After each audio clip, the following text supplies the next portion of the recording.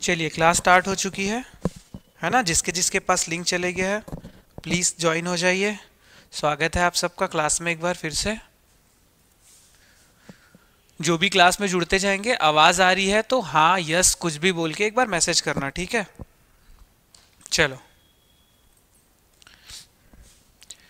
तो हम देख रहे थे छिंदक नागवंश जो कि बस्तर का है, ठीक है। कल जो थोड़ा सा देखा है उसका थोड़ा सा एक ब्रीफ में पिछली क्लास का एक बार देख लेते हैं ना कि क्या क्या देखा था हमने करके। छिंदक नागवंश जो कि बस्तर में है और नागवंश की दूसरी शाखा है, ठीक है। नागवंश की दूसरी शाखा है और इस छिंदक नागवंश की भी दो शाखाएं हैं, ये हम जान चुके हैं, ठीक है। कुछ उनके बारे में जो कि एक मूलभूत जानकारी है वो भी हमने देख लिया था, ठीक। पहला जो शासक देखा था हमने नृपति भूषण, उसके बाद धारावर्ष जगदेव भूषण, ठीक है। उसके बाद हमने देखा था मधुरांतक देव, ठीक है, जो कि इस वंश के तो नहीं थे लेकिन धारावर्ष के बाद तृतीय शासक हुए। और यही कहाँ पे ये राज करते थे, इनकी राजधानी कहाँ पर थी, भ्रमरकोट में या फिर भ्रमरकोट मंडल में, वही कौन सा कोंडागांव वाला क्षेत्र, ठीक है। उसके बाद सोमेश्वर देव प्रथम आते हैं जो कि सबसे प्रमुख शासक रहेंगे छिंदक नागवंश के, सबसे अधिक शक्तिशाली, सबसे अधिक साम्राज्य विस्तार करने वाले जो भी था छिंदक नागवंश में सबसे प्रमुख शासक कौन थे, सोमेश्वर देव प्रथम थे। उनके बारे में हमने देख लिया था। और यही सोमेश्वर देव प्रथम वो है जिनको जाजल्य देव प्रथम कलचुरी राजवंश के जो शासक थे उन्होंने पराजित किया था, ठीक है। आवाज आ रही है, गुड इवनिंग सबको, ठीक। यहां तक हो गया था। मैंने कल एक क्वेश्चन पूछा था कि नारायणपाल जो मंदिर है, तो सोमेश्वर देव प्रथम की जो माता है गुंड महादेवी है ना, वो विष्णु भक्त थी। उसी को देख करके इनके पुत्र सोमेश्वर देव प्रथम ने नारायणपाल मंदिर का निर्माण करवाया था बस्तर में। उसकी विशेषता क्या है ये मैंने आपसे पूछा था, किसी का भी मैसेज नहीं आया है, ठीक है। तो प्लीज करके अगर पढ़े होगे, किसी ने कुछ जानकारी कहीं से ली होगी, अर्जित की होगी तो बताना, नहीं तो फिर अपन आगे बढ़ते हैं, ठीक।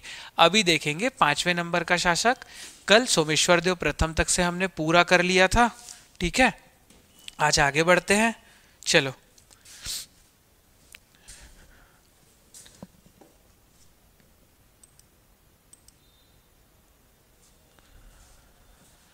ठीक, तो देखो अभी 5वें नंबर के शासक में आप लिखना कन्हर देव प्रथम।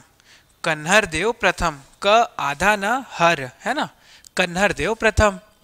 अब ये जो कन्हर देव प्रथम है, ये जो कन्हर देव प्रथम है, ठीक है, ये सोमेश्वर देव के पुत्र हैं।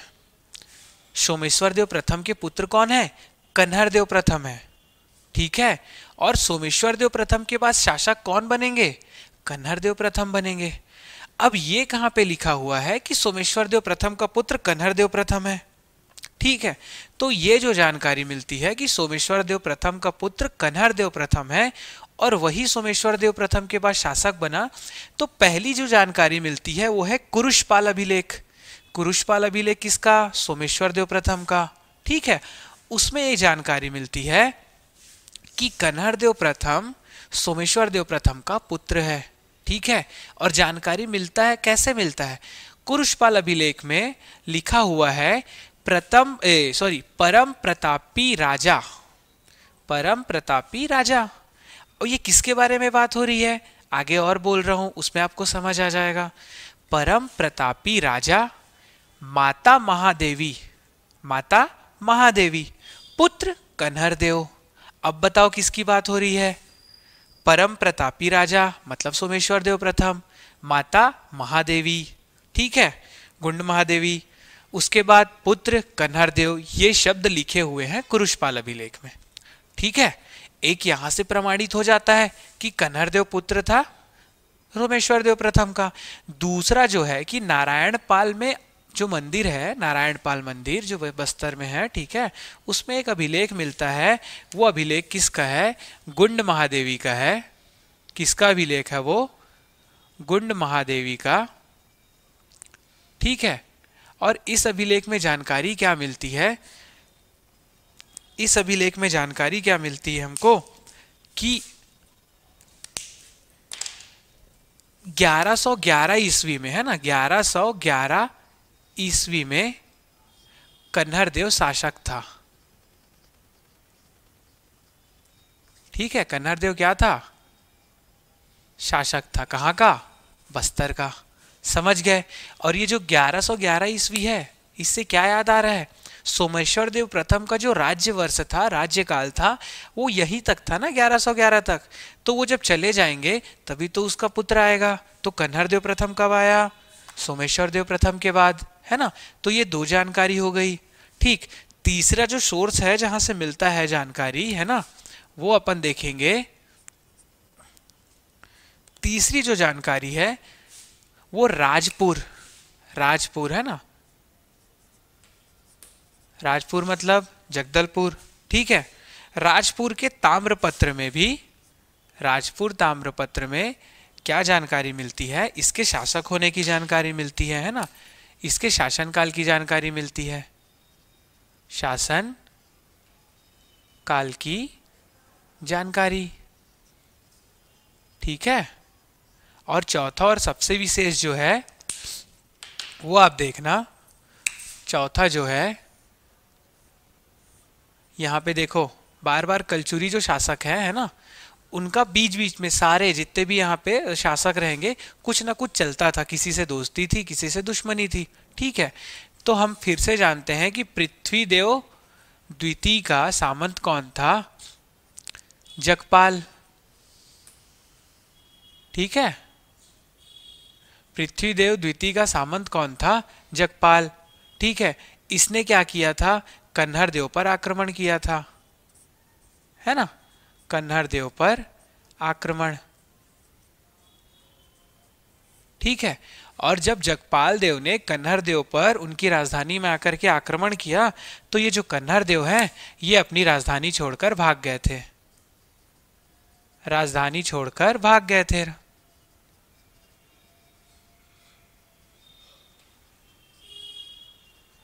समझ आया कहानी? कहानी तो नहीं था।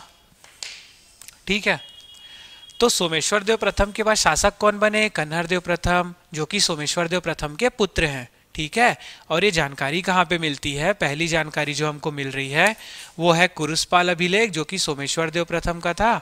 उसमें लिखा हुआ है प्रथम प्रतापी राजा, परम प्रतापी राजा, माता महादेवी, पुत्र कन्हर देव। दूसरा नारायण पाल अभिलेख जो मिलता है, जो कि गुंड महादेवी का है, उसमें कन्हर देव जो है 1111 ईस्वी में शासक था, इसका प्रमाण मिलता है।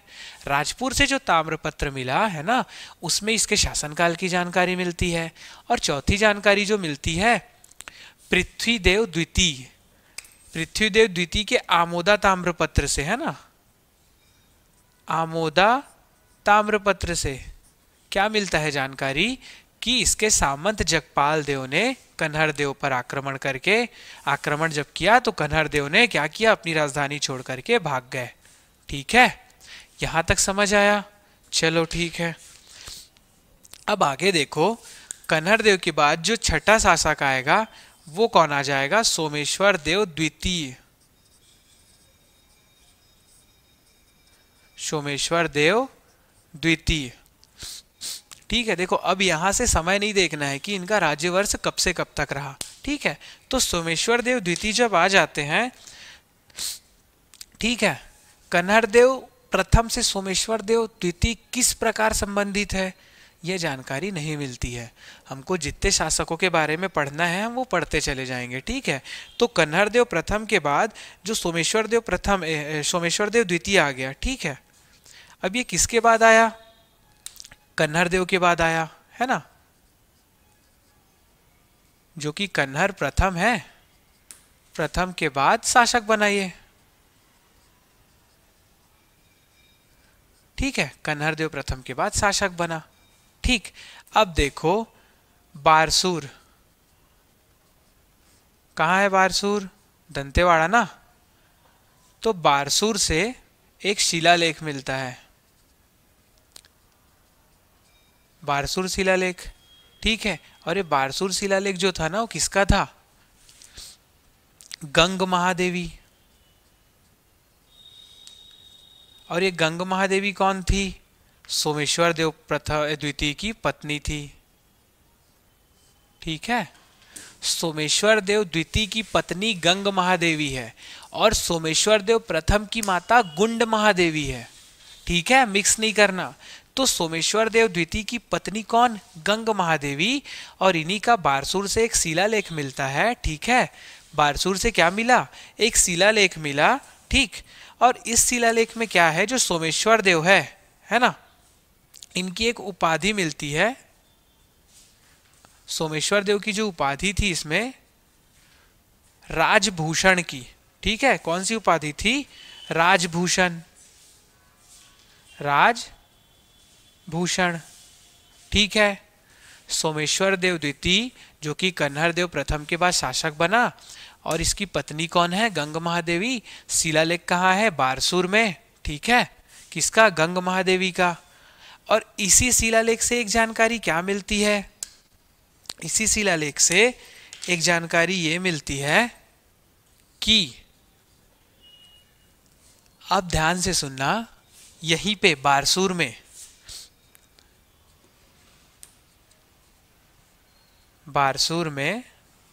किन्होंने? महादेवी ने, गंग महादेवी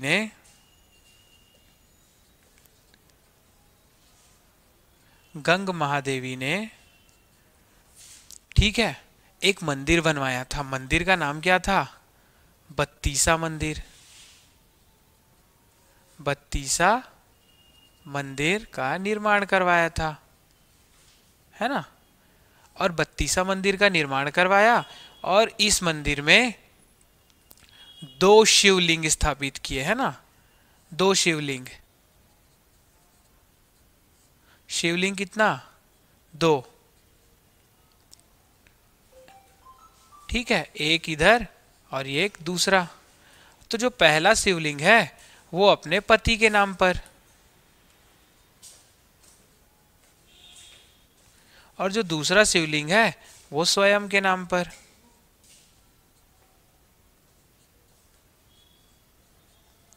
समझ गए? सोमेश्वर देव द्वितीय की जो पत्नी है गंग महादेवी, बारसूर शिलालेख है जिनका, उसमें क्या उल्लेख मिलता है कि इन्होंने बारसूर में, है ना, जो कि दंतेवाड़ा में है, तो गंग महादेवी ने वहां पे बत्तीसा मंदिर का निर्माण करवाया। और बत्तीसा मंदिर में शिवलिंग है, 2 शिवलिंग है। तो एक शिवलिंग स्वयं के नाम पर, दूसरा शिवलिंग अपने पति के नाम पर। ठीक है, देखो यहाँ पे मिक्स नहीं करना कोई भी, है ना। ठीक, ध्यान से सुनते जाना। सोमेश्वर देव द्वितीय का यहाँ पे कार्यकाल खत्म हो गया, बस इतनी ही जानकारी है इनकी। ठीक, उसके बाद जो 7वें नंबर के शासक आएंगे, 7वें नंबर के जो शासक आएंगे वो आ जाएंगे कन्हर देव द्वितीय। कन्हर देव द्वितीय, ठीक है, कन्हर देव द्वितीय। इनके बारे में कितनी बड़ी जानकारी है? बस इतनी बड़ी जानकारी है कि इन्होंने अपनी राजधानी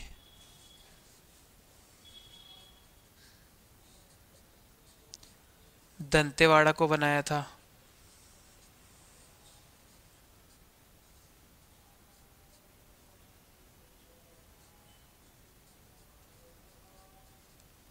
ठीक है, देखो क्वेश्चन आएगा, फंस जाओगे। ध्यान से सुनो, कन्हर देव प्रथम अलग है, सोमेश्वर देव द्वितीय और सोमेश्वर देव प्रथम ये दोनों भी अलग है, और कन्हर देव द्वितीय ये भी अलग है। बहुत सारी बुक में आपको केवल कन्हर देव दिखेगा, और वो लोग तो ये भी लिखते हैं कि कन्हर देव प्रथम, और उसके बाद द्वितीय की जानकारी नहीं है। तो अगर कन्हर देव प्रथम है तो कन्हर देव द्वितीय भी रहेगा, और अगर कन्हर देव एक ही है तो प्रथम क्यों लिखा जाना है पीछे? ठीक है, तो कन्हर देव 2 है, तो जो ऊपर वाली जो जानकारी है वो कन्हर देव प्रथम की है और वो सोमेश्वर देव का पुत्र है, ये स्पष्ट है। ठीक है, लेकिन कन्हर देव द्वितीय किस प्रकार से संबंधित है इस वंश से, उसका कोई भी उल्लेख नहीं है, बट शासक था इस राजवंश में। और उसी प्रकार सोमेश्वर देव द्वितीय, है ना, और सोमेश्वर देव द्वितीय तो इसी वंश का ही है, इसलिए तो शासक बना। ठीक है, और गंग महादेवी और गुंड महादेवी को भी मिक्स नहीं करना। ठीक, यहां तक सबको समझ आया? तो सोमेश्वर देव द्वितीय का भी देख लिए, कन्हर देव द्वितीय का भी देख लिए। ठीक है, 7 शासकों के बारे में यहां तक जानकारी हमने देख लिया। ठीक, इसका फटाक से स्क्रीनशॉट ले लो एक बार।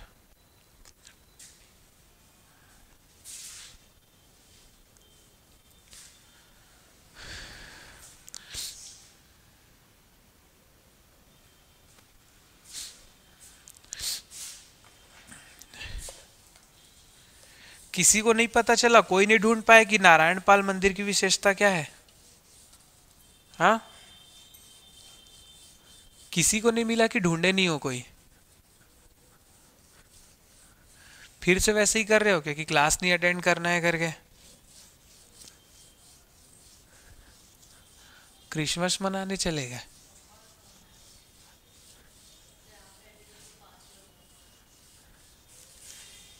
कुछ बोलो तो।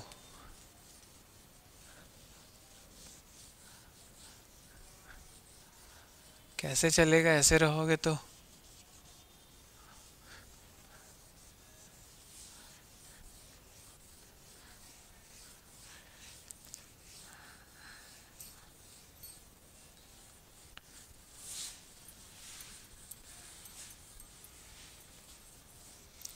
चलो, 7 शासक देख लिया हमने यहाँ पर। ठीक है, अब आगे केवल 2 शासक रह जाएंगे, छोटे छोटे से हैं। उसके बाद छिंदक नागवंश समाप्त हो जाएगा।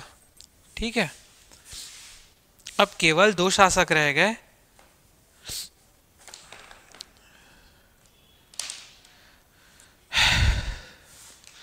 चलो, 8वां जो नंबर है वो है नरसिंह देव।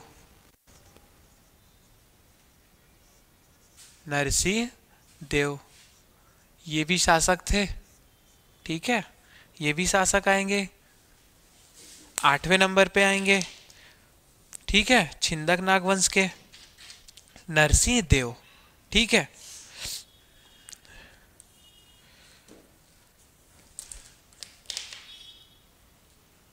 चलो, इनकी एक उपाधि थी। इनकी उपाधि थी, उपाधि क्या है? जगदेव भूषण। ठीक है, कहीं कहीं पे आपको जगदेक भूषण मिलेगा।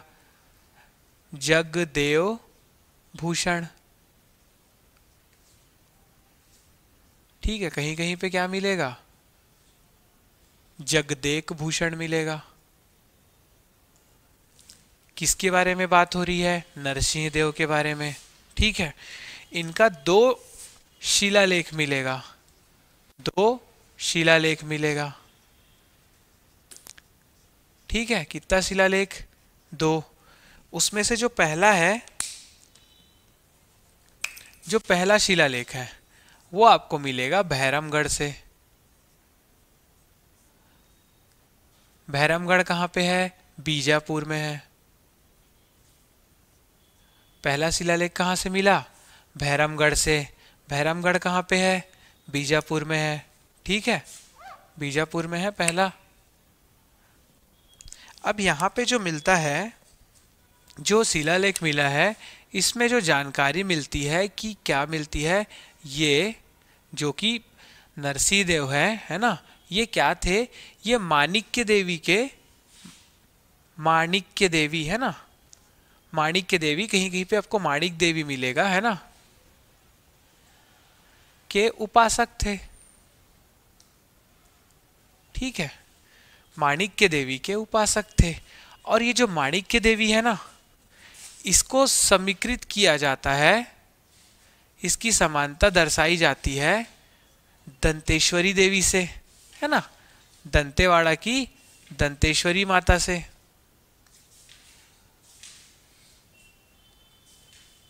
समझ में आया कि ये जो माणिक्य देवी के या फिर माणिक देवी के जो उपासक थे। नमस्ते, मैं आपके लिए होमवर्क भूल गया। मेरे लिए क्या होमवर्क? होमवर्क तुम लोग के लिए था। ठीक है, चलो कोई नहीं, जब पढ़ लोगे, देख लोगे कहीं से, अगर समय मिल जाएगा तो इस छोटे मोटे टाइम के काम के लिए तो बता देना भैया। चलो, तो नरसिंह देव का जो 2 शिलालेख मिला है, एक जो मिलता है भैरमगढ़। भैरमगढ़ कहाँ पे है? बीजापुर में है। ठीक है, इसमें ये जानकारी मिलती है कि एक देवी के उपासक थे, एक देवी की ये पूजा करते थे। देवी का नाम क्या है? माणिक्य देवी। और इस माणिक्य देवी को उस समय, माणिक्य देवी है ना, क्या समझा जा रहा है? दंतेश्वरी देवी है। मतलब कुछ कुछ ऐसा चीज मिलता है ना, ऐसी जानकारी मिलती है जिससे ये सिद्ध होता है कि ये दंतेश्वरी ही देवी की बात हो रही है, जो कि उनका नाम था माणिक्य देवी। ठीक है, तो माणिक्य देवी को समीकृत किया जाता है दंतेश्वरी देवी से। एक चीज ये समझ आ गया। दूसरा जो शिलालेख मिला है इनका, दूसरा जो शिलालेख मिला है वो मिला है जतनपाल से। जतनपाल ये एक जगह है जो कि कहाँ पे है? बस्तर में है। जतनपाल ये कहाँ पे है जगह? बस्तर में है। अच्छा, भैरमगढ़ शिलालेख की तिथि है ना, भैरमगढ़ जो शिलालेख है उसकी तिथि है 1218 ईस्वी। ठीक है, लिखना इसको, 1218 ईस्वी भैरमगढ़ शिलालेख की तिथि है। और जो जतनपाल शिलालेख है उसकी तिथि है 1224 ईस्वी। ठीक है, 1224 ईस्वी जतनपाल शिलालेख की। ठीक है, अब जतनपाल शिलालेख जो है वो एक स्तंभ लेख है। ठीक है, ये क्या है? एक स्तंभ लेख है ना, स्तंभ बना हुआ है पत्थर का, उस पर यह अभिलेख है। ठीक है, अब इसमें भी क्या होता है? इनके शासन की जानकारी मिलती है।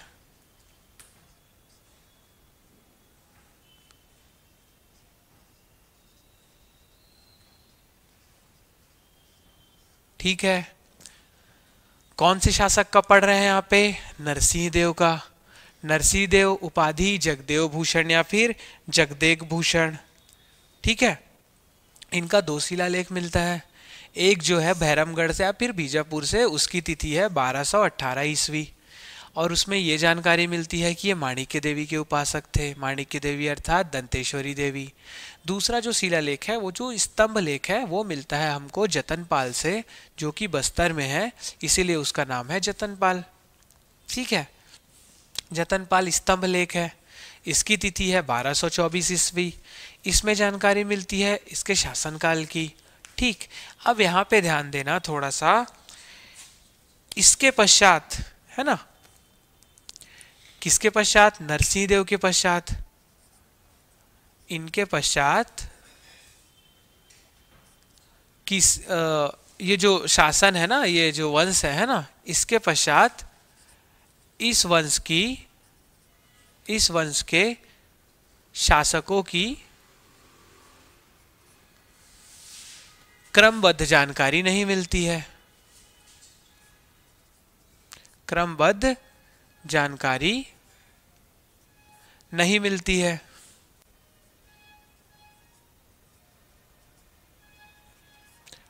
ठीक है, मतलब नरसिंह देव जो है, यहां तक की जानकारी एकदम स्पष्ट है। ठीक है, कि नरसिंह देव तक शासन चला, यहां तक ये शासक रहे।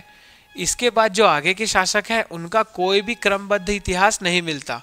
ठीक है, इसके बाद क्या होता है? सोनारपाल। सोनारपाल भी बस्तर में एक जगह है। सर वह थोड़ा गलत लिखा गया, चलो ठीक। इसके बाद क्या है? एक सोनारपाल एक जगह है ना, सोनारपाल, सुनारपाल भी लिखा रहेगा या फिर सोनारपाल। ठीक है, एक जगह है। और जो सुनारपाल से ना एक अभिलेख मिला है, सुनारपाल कहाँ है? बस्तर में है।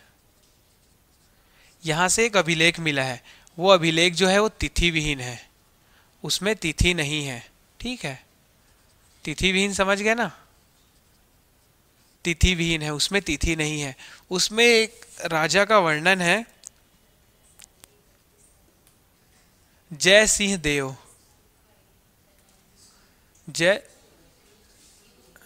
जय सिंह देव। ठीक है, जय सिंह देव नामक शासक की जानकारी मिलती है।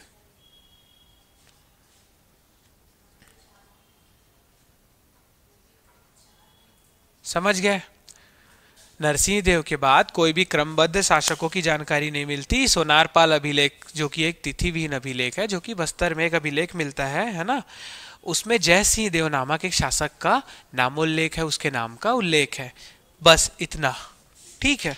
अंत में जो देखेंगे वो है नौवे और अंतिम शासक, नौवे शासक, इनका नाम रहेगा हरिश्चंद्र देव।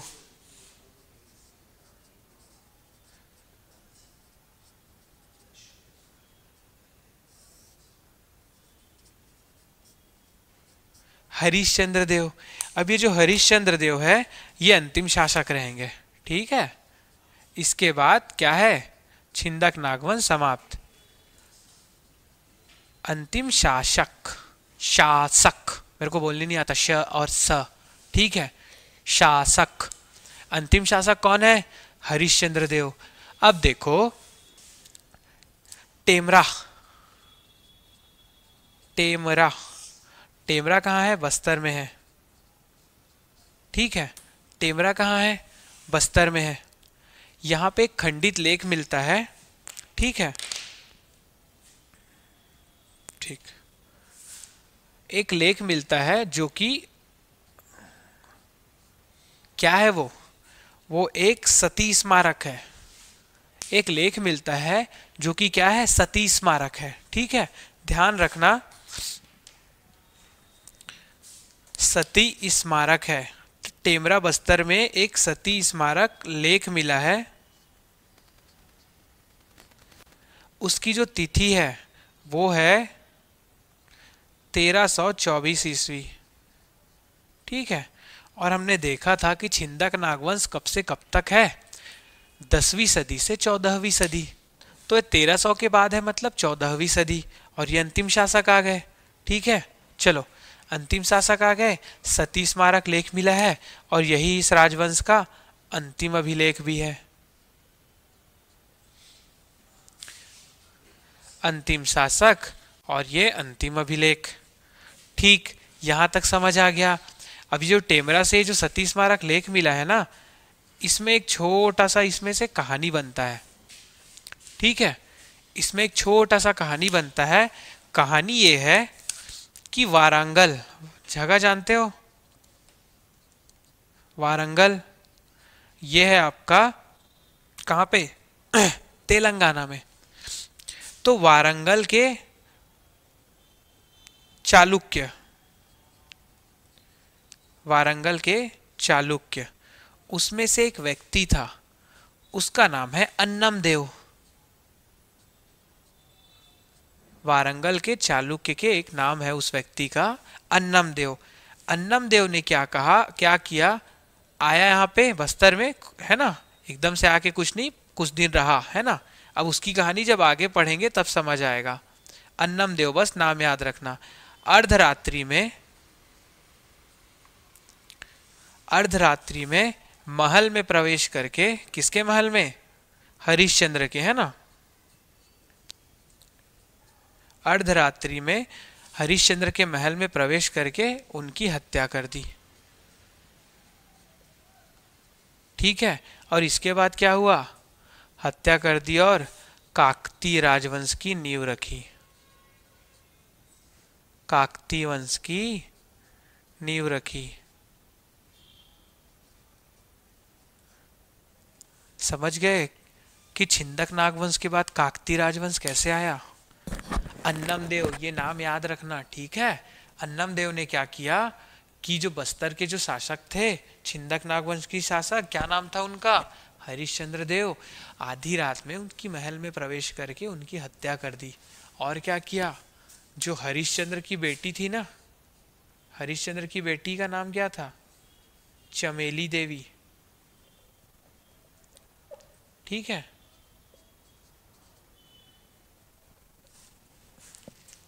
हरिश्चंद्र की बेटी का नाम क्या था, उनकी पुत्री थी चमेली देवी, है ना, चमेली देवी। इससे विवाह कर लिया, किसने, अन्नम देव ने विवाह कर लिया, ठीक है। एक तो हत्या भी कर दी पिता की, और उसकी पुत्री से क्या कर लिया इन्होंने, विवाह कर लिया। ठीक, यहाँ तक कहानी समझ आया। ये इस प्रकार से क्या हो गया, छिंदक नागवंश का अंत हो गया। ठीक है, कितने शासक देख लिए, कुल 9 शासक। संस्थापक कौन थे, नृपति भूषण। अंतिम शासक हरिश्चंद्र देव। हरिश्चंद्र देव की हत्या किसने की, अन्नम देव ने, और उसी के साथ उसने क्या किया, काकतीय राजवंश की नींव रखी। ठीक है, और ये हरिश्चंद्र के बारे में जानकारी जो मिलती है टेमरा बस्तर से, एक सती स्मारक लेख है, उसी से इसकी जानकारी मिलती है, और यही लेख इस राजवंश का अंतिम लेख है। ठीक, इसका एक बार स्क्रीनशॉट ले लो।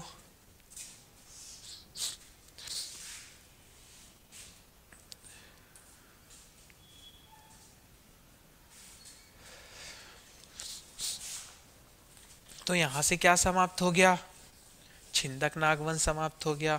2 दिन तो लगना नहीं था, लेकिन फिर भी 2 दिन लग गया, है ना, क्योंकि लिखना भी पड़ता है साथ में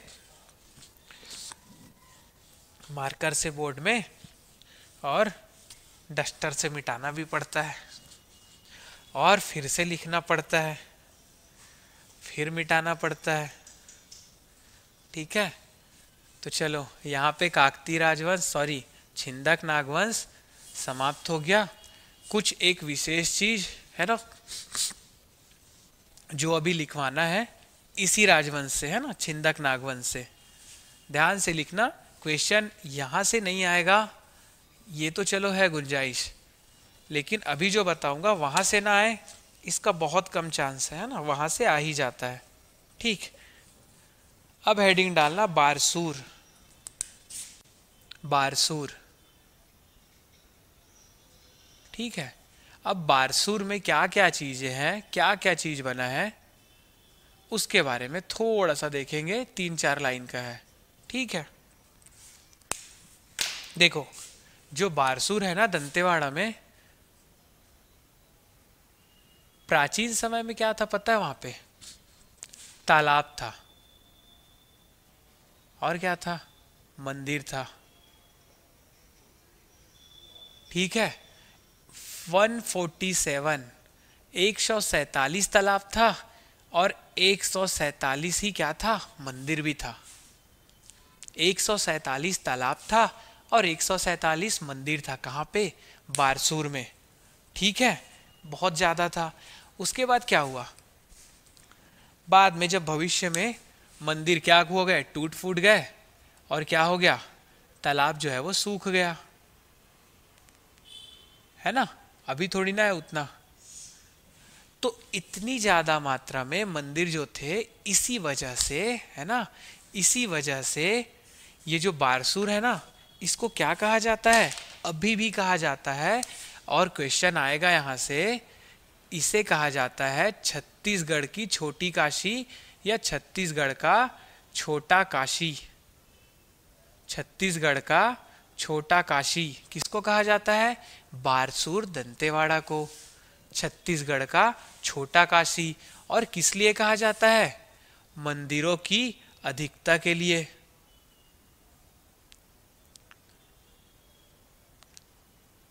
जो प्राचीन समय में इतने अधिकांश मात्रा में जो मंदिर थे यहाँ पे, उसी वजह से क्या कहा जाता है इसको, छत्तीसगढ़ का छोटा काशी।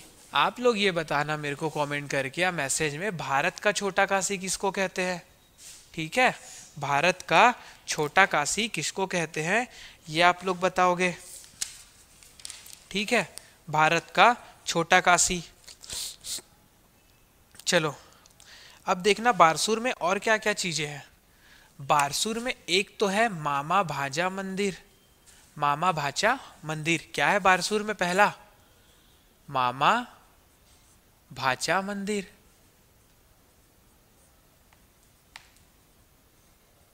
ठीक है, मामा भाचा मंदिर कहाँ पे है, बारसूर में। मामा भांजा भी लिखते हैं, मामा भाचा भी लिखते हैं, इसी को भांजा भी लिख सकते हो आप, मामा भांजा मंदिर या फिर मामा भाचा मंदिर। ठीक है, अब इस मंदिर का निर्माण कैसे हुआ था, मामा, है ना, और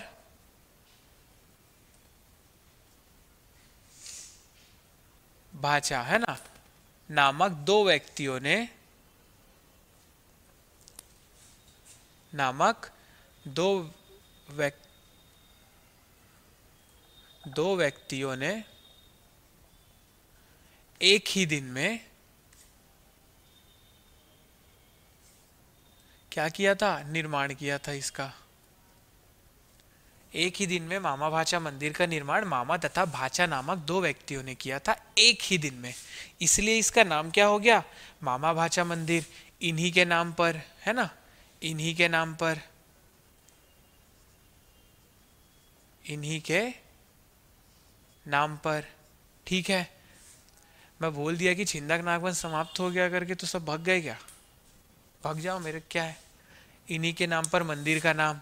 और ये जो मंदिर है ये किनका है, ये गणेश जी का है। और अगर आए कि मामा भाचा मंदिर किसका है, तो ये जो मंदिर ही है ना, ये शिव मंदिर है ना, ठीक है, शिव मंदिर है। लेकिन इसमें जो प्रतिमा है ना, प्रतिमा है जो, वो गणेश जी का भी है, शिव जी का भी है, और एक क्या है, नरसिंहनाथ का है, नरसिंहनाथ भगवान का।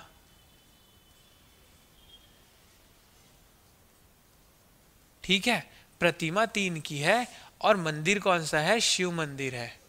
ठीक है, तो मामा भाचा मंदिर क्या मंदिर है, अगर क्वेश्चन आए तो शिव मंदिर, लेकिन प्रतिमा जो है ना, गणेश जी की, नरसिंहनाथ भगवान की और शिव जी की।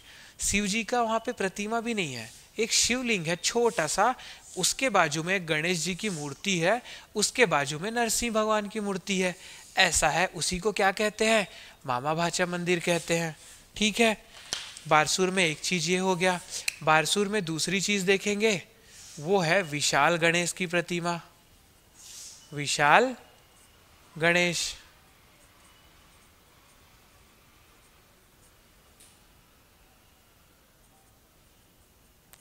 ठीक है, पहला देख लिए मामा भाचा मंदिर, दूसरा क्या देखे, विशाल गणेश की प्रतिमा।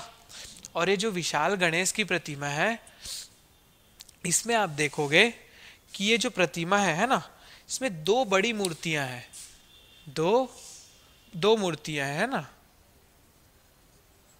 दो मूर्तियां हैं, एक बड़ी मूर्ति है और क्या है, एक छोटी मूर्ति है। एक बड़ी मूर्ति है, एक छोटी मूर्ति है। और इन मूर्तियों को कैसे किया गया है, बिना तोड़ फोड़ के बनाया गया है, बिना तोड़ फोड़ के, है ना, बिना तोड़ फोड़ के। मतलब जो छीनी हथौड़ी से काटते छांटते हैं ना, बस वो हुआ है ना, बिना तोड़ फोड़ के बनाया गया है, एक ही पत्थर से।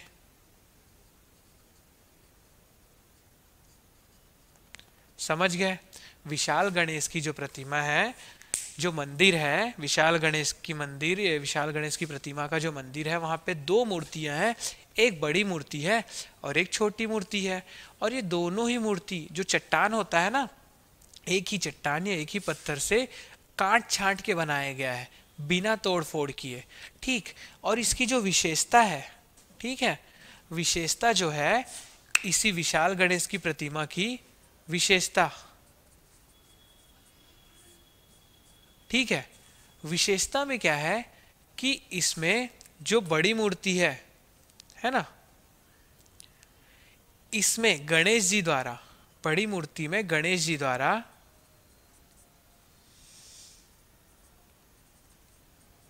लड्डू का भोग लगाया जा चुका है, लड्डू का भोग लग चुका है।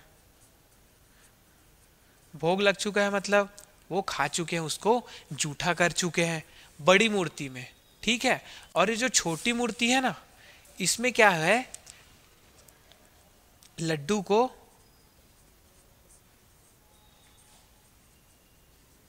हाथ में छुपा लिया गया है, छुपाया गया है। ठीक है, अब जब देखोगे ना मंदिर में जाके मूर्तियों को, एक बड़ा मूर्ति है जो गणेश जी का है, साइड में एक छोटा मूर्ति है, ठीक है, दोनों में भोग लगा हुआ है, दोनों लेफ्ट हैंड में, उल्टे हाथ में ऐसा एक लड्डू का छोटा सा थाल रखे हैं। तो बड़ी मूर्ति में आप देखोगे तो लड्डू को खा रहे हैं, ठीक है, मतलब भोग लग चुका है। और जो दूसरी मूर्ति है उसमें देखोगे ना तो लड्डू को छुपा लिए हैं, ठीक है, जो छोटे गणेश जी वाली मूर्ति है उसमें लड्डू को छुपाया गया है। यही क्या है, विशेषता है। यशस्वी का मैसेज आया है,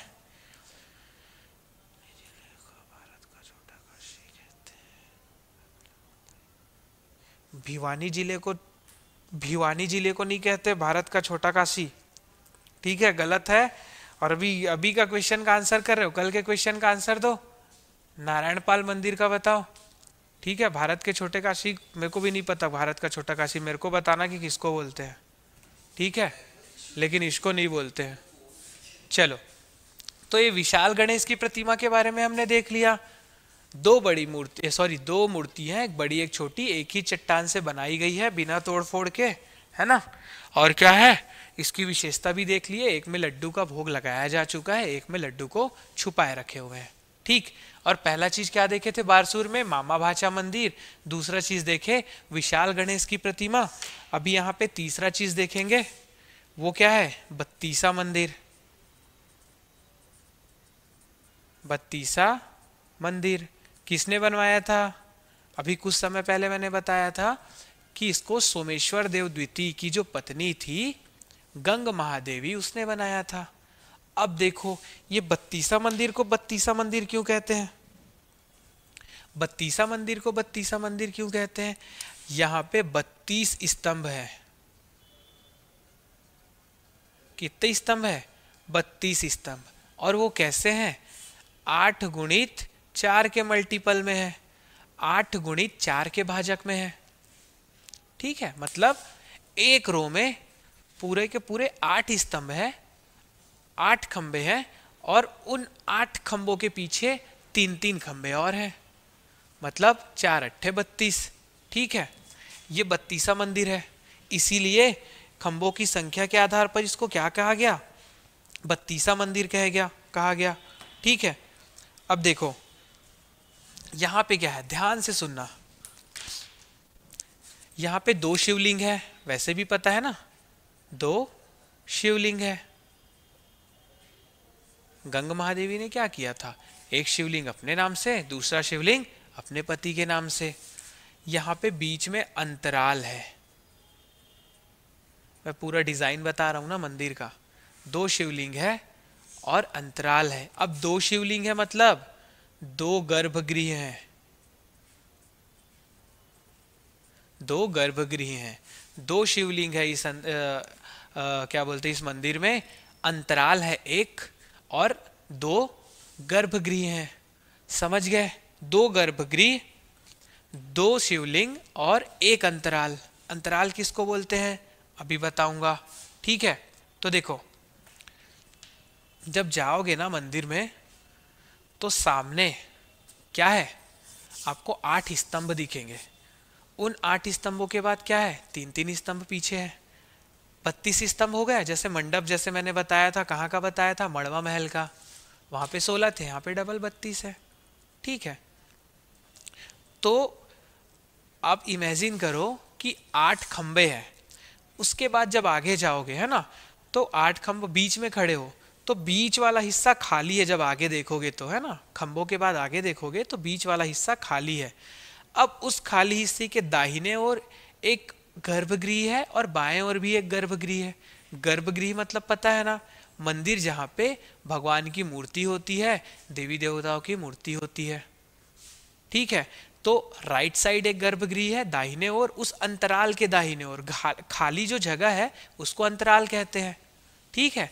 एक खाली जगह है, उसके दाईं ओर क्या है, एक गर्भगृह है, उसमें एक शिवलिंग है, और बाईं ओर भी एक गर्भगृह है, उसमें भी एक शिवलिंग है, ठीक है। ये 2 शिवलिंग की वजह से इसको क्या कहते हैं, इसको क्या कहते हैं, शिव जी का जुड़वा मंदिर। क्या कहेंगे इसको, शिव जी का जुड़वा मंदिर, है ना, ध्यान रखना, शिव जी का जुड़वा मंदिर किसको कहेंगे? बत्तीसा मंदिर को। क्यों? क्योंकि यहाँ पे दो शिवलिंग है। ठीक है, दो शिवलिंग है। और जो ये शिवलिंग की एक और विशेषता क्या है, देखो सभी मंदिर की विशेषता है ना। प्राचीन मंदिर है तो विशेषता रहेंगी, प्राचीन मंदिर है तो क्या रहेगा? विशेषता रहेगा। तो विशेषता में क्या है? विशेषता में क्या है कि जब शिवलिंग के ऊपर पानी डाला जाता है, ठीक है, शिवलिंग के ऊपर जब पानी डाला जाता है, पंचक्की जानते हो आप लोग? पंचक्की या फिर जाता, तो उसका अगर जाता जानते हो तो उसका जो ऊपर वाला हिस्सा होता है ना, या फिर जो पंचक्की का, वो क्या रहता है? शिवलिंग के समान। ठीक है, तो शिवलिंग में, शिवलिंग जानते हो ना, शिवलिंग रहता है, नीचे उसका क्या रहता है? जो नीचे वाला जो हिस्सा है जिसमें वो रखा रहता है, उसको बोलते हैं हम जलहरी। जलहरी, ठीक है।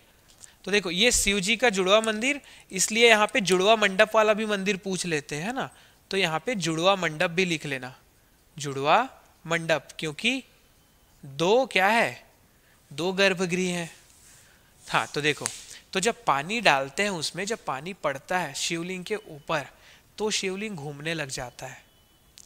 ठीक है, जब शिवलिंग के ऊपर पानी डाला जाता है तो वो शिवलिंग पंचक्की के समान घूमने लग जाता है। और उसका जो जलहारी है, जो नीचे वाला हिस्सा होता है ना, जो ऐसे सामने कुछ निकला रहता है जिसके ऊपर शिवलिंग रहता है, उस जलहारी को आप पकड़ के घुमा भी सकते हो। मतलब वो ऐसा कोई सीमेंट वीमेंट से चिपका नहीं है, उस जलहारी को आप पकड़ के घुमा भी सकते हो हाथ से। और वो जलहारी जो है ना, वो भी नीचे पत्थर में ही है। ठीक है, उसको हाथ से घुमा भी सकते हो। तो यही विशेषता है। विशेषता क्या है? लिख लेना आप लोग, है ना, अपने हिसाब से। शिवलिंग पर पानी डालने से वह घूमने लगता है, घूमने लगता है। और दूसरी विशेषता क्या है? इसकी जलहारी को, इसकी जलहारी को हाथ से घुमाया भी जा सकता है, घुमाया जा सकता है। ठीक है, ये विशेषता काफी है कि और लिखे? तो अगर क्वेश्चन आए, ठीक है, कि कौन से मंदिर में पत्थर की तंत्र रचना है, ये वर्ड तो अभी पहली बार बोल रहा हूं मैं, छत्तीसगढ़ के कौन से मंदिर में या बस्तर की कौन से मंदिर में, सर वह थोड़ा गलत लिखा गया, अच्छा ठीक, चलो, है ना, कौन से मंदिर में पत्थर की तंत्र रचना है, तो वो है बत्तीसा मंदिर। तो एक लाइन और क्या लिख लोगे? पत्थर की तंत्र रचना। ठीक है, पत्थर की तंत्र रचना किसमें है? बत्तीसा मंदिर में। ठीक, तो पहला देखे मामा भाचा मंदिर, दूसरा विशाल गणेश की प्रतिमा, तीसरा है बत्तीसा मंदिर, एक चौथा है, एक लाइन का बस लिख लेना, सबको पता है वो। ठीक है, एक चौथा जो है वो क्या है, यहां पे लिख रहा हूं, ढोलकल गणेश।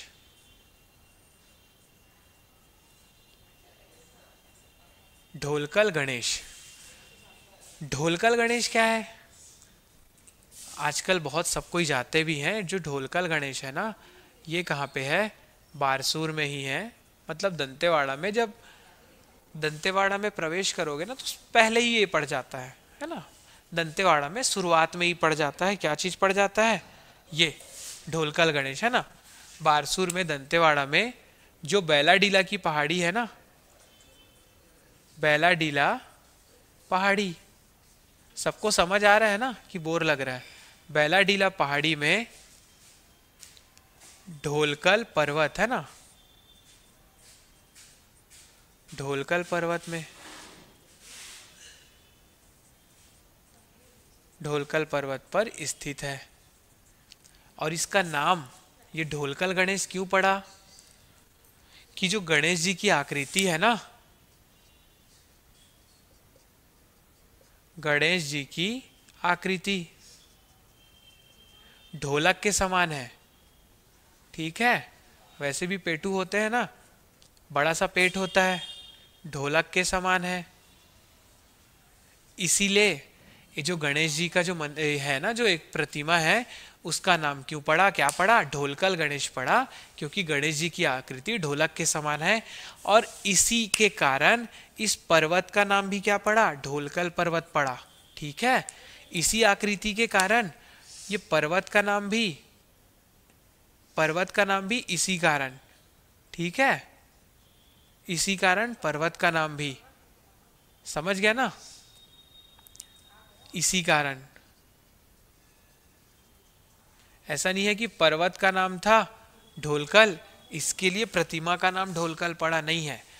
ढोलक के समान आकृति है, इसीलिए प्रतिमा को भी ढोलकल गणेश कहा जाता है। और क्या है, जो पर्वत है, बैलाडीला का पर्वत है ना, उसमें जो पहाड़ी है, उस पहाड़ी का, देखो पर्वत में अलग अलग पहाड़ियां होती है ना, ठीक, तो उसके कारण से पहाड़ी का नाम भी क्या है, ढोलकल पहाड़ी पड़ गया। ठीक, तो बारसूर में हमने 4 चीजें देख ली हैं। मामा भाचा मंदिर देखा है, विशाल गणेश की प्रतिमा देखी है, और बत्तीसा मंदिर देखा है, और लास्ट में ढोलकल गणेश देखा है हमने। ठीक है यहाँ तक। और क्या देखा है बारसूर में, इसको क्या कहा जाता है, छत्तीसगढ़ का छोटा काशी, भारत का छोटा काशी, आप बताना। ठीक, तो अब यहाँ पे समाप्त क्या हो जाता है, छिंदक नागवंश।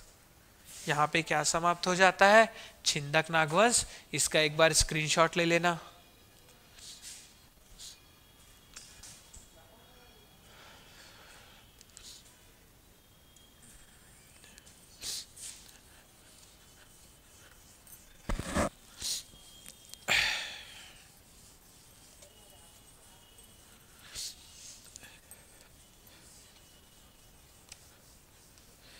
किसी को कुछ समझ नहीं आया होगा तो अभी 5 मिनट बाकी है, कमेंट कर सकते हो। अभी तक कोई भी चीज जो पढ़ा है हमने, है ना, शुरू से लेके अभी तक, है ना, शुरू से मतलब नामकरण से लेके अभी तक, जिसको कुछ भी यहाँ पे होगा पूछ सकते हो। किसी को नहीं है कोई दिक्कत? सब गूगल करने चले जाते हो क्या?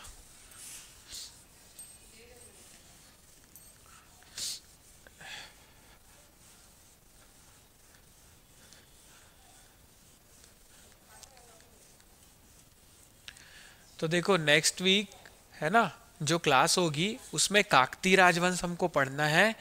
और काकती राजवंश जब समाप्त हो जाएगा, ठीक है, अगर 2 दिन में समाप्त हो गया तो बाकी 2 दिन हमको और जो छोटी छोटी चीज़ है वो पढ़ेंगे। और उसके बाद जो नेक्स्ट क्लास होगा नेक्स्ट वीक का, उसमें कंफर्म ये है कि हमको क्वेश्चन आंसर्स करना है। ठीक है, तो उसके लिए रेडी रहना, पढ़ते रहना चीज़ों को, समझ गया ना। क्वेश्चन आंसर नेक्स्ट वीक तो नहीं, बट उसके नेक्स्ट वीक जरूरी है और करना ही है और जरूर करेंगे। ठीक है, यहां तक सबको समझ आया? इसके बाद एक छोटा सा है, उड़ीसा का चोड़ वंश, है ना, वहां से क्वेश्चन नहीं आता।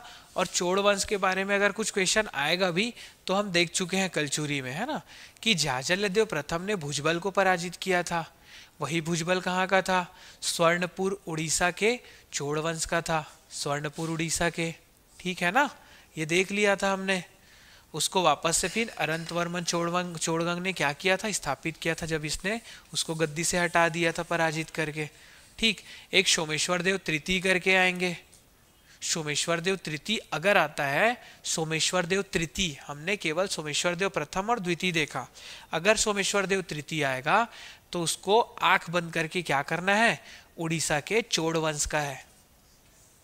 ठीक है, उड़ीसा के चोड़ वंश का है कौन, सोमेश्वर देव तृतीय। उसके बाद यशोराज प्रथम, यशोराज द्वितीय, ये जो भी है ना, ये हमको लेना देना नहीं है, लेकिन अगर क्वेश्चन आ गया यशोराज प्रथम यशोराज द्वितीय, ये भी चोड़ वंश के हैं।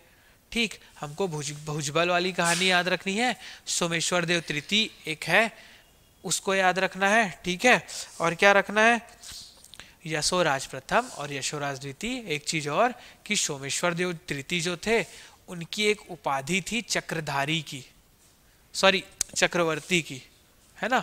सोमेश्वर देव तृतीय की उपाधि क्या थी? चक्रवर्ती की। ठीक, ये इसलिए नहीं लिखा रहा हूं, बस इसलिए बता दे रहा हूं कि यहाँ से क्वेश्चन नहीं आते हैं, लेकिन अगर आ जाए, है ना, क्योंकि कुछ कुछ बुक्स में अब इसको डालने लगे हैं। 4 लाइन का एक शासन है, ठीक है, छोटा सा, लेकिन हमको केवल ये याद रखना है कि भुजबल जो कि स्वर्णपुर सोनपुर उड़ीसा में शासक था, उसको जाजलदेव प्रथम ने पराजित किया था, और ये हम देख चुके हैं कलचुरी राजवंश में। ठीक है, जाजलदेव प्रथम के शासनकाल के समय में। सोमेश्वर देव तृतीय जिसकी उपाधि क्या है? चक्रवर्ती की, वो उसी राजवंश का है, और यशोराज प्रथम और यशोराज द्वितीय। ठीक है, तो यहाँ पे समाप्त होता है आपका छिन्नक नागवंश। नेक्स्ट क्लास जब होगी तो जो अन्नम देव जो आए हैं, काकती राजवंश की नींव जो रखे हैं जिसने, है ना, वहां से हम काकती राजवंश पढ़ेंगे, और अंतिम शासक, ठीक है, वहां तक पढ़ेंगे। और इसी में छत्तीसगढ़ की प्रथम महिला शासिका, उसके बारे में भी पढ़ेंगे। ठीक, तो जो क्वेश्चन है, एक तो नारायण पाल मंदिर के बारे में आपको मेरे को बताना है, और भारत की छोटी काशी किसको कहा जाता है। ठीक है, ये दोनों चीज आप लोग बता लिए ना, बहुत स्पेशल चीज है, बस ये 2 चीज बताना आप लोग मेरे को। ठीक है, व्हाट्सएप में मैसेज करना, टेलीग्राम में करना, कहीं पे भी करना। चलिए, आज की क्लास में इतना ही। सबको ऑल द बेस्ट, अच्छे से पढ़ाई करो, क्योंकि जब क्वेश्चन आंसर करवाएंगे तो सब पार हो जाएगा। ठीक है, चलिए, आज की क्लास में इतना ही। Good night. Next class sir की होगी, है ना, कोई कहीं नहीं जाएगा। ठीक।